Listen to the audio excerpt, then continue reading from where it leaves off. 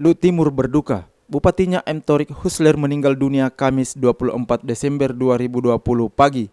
Ia sempat terkonfirmasi positif COVID-19, namun hasil swab tes terakhir Husler sebelum berpulang diketahui negatif.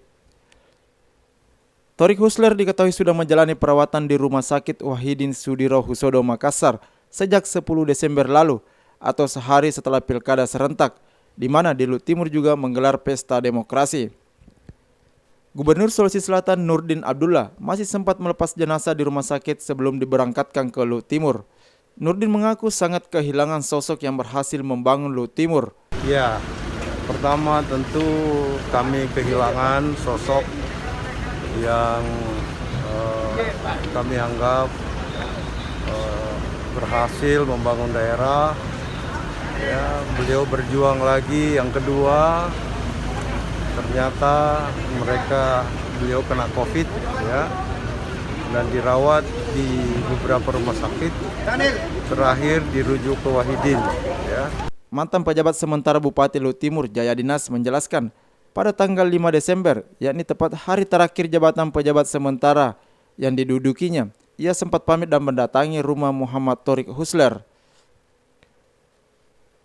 Secara pribadi dan keluarga kami yang pernah diberi tugas menjadi PJS di Lu Timur mengucapkan belasungkawa yang sedalam-dalamnya pada almarhum Bapak Muhammad Thorik Husler. Semoga almarhum insya Allah senantiasa diberikan tempat yang sangat layak di sisi Allah Subhanahu wa Ta'ala, dan kita yang ditinggalkan senantiasa memberikan doa yang terbaik bagi beliau.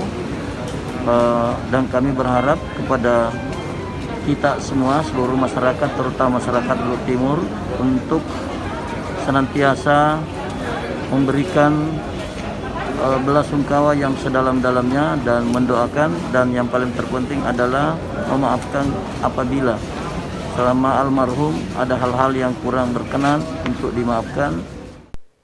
Husler yang berpasangan dengan Budiman di Pilkada Lu Timur meraih suara tertinggi alias terpilih kembali memimpin kabupaten berjuluk Bumi Batara Guru ini.